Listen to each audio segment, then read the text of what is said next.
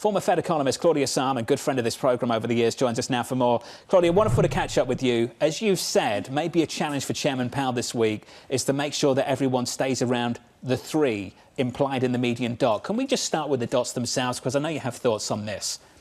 When can we and how can we get away from this? It's hopeless at this point. I mean, everyone wants some scrap of certainty, and they look at the Fed and have a very misguided belief that the Fed is going to give that to us. The Fed would really like a scrap of certainty about what they're going to do later this year. My hope for this meeting, it is the most boring meeting ever, and you have traders falling asleep at their desk.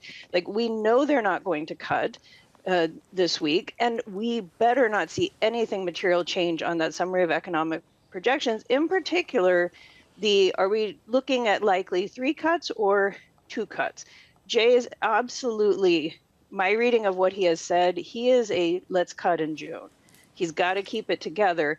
If those dots move towards July, which I actually think that's not likely, or the longer run estimate of where the rate should be, the infamous R star, either of those two could get people antsy and push the expectations to July in the markets. I am a long-standing hater of the dot plot. I love the way you write. Thank you for that. Claudia, I am curious whether you think it's a liability, though, that the Federal Reserve isn't operating with some sort of overarching thesis of where the economy is right now post-pandemic, about whether it is sort of a hotter and higher inflation regime, or if it is going to revert back to something more of what we were accustomed to pre-pandemic.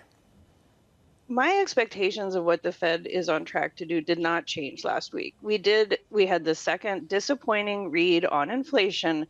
We also had the second disappointing read on retail sales. And Powell has talked about multiple times that the risks to the two sides of the mandate, the stable prices and the maximum employment, those risks are coming into balance. And we saw that last week. Right, that nailed the balance of, yeah, inflation has been not so good. And really January, clearly from the February, looks pretty fluky with owners equivalent rent coming back down. And those retail sales, those are not good numbers. I mean, I did consumer spending at the Fed. Those are not good numbers. So that should maintain the quote unquote coming into balance.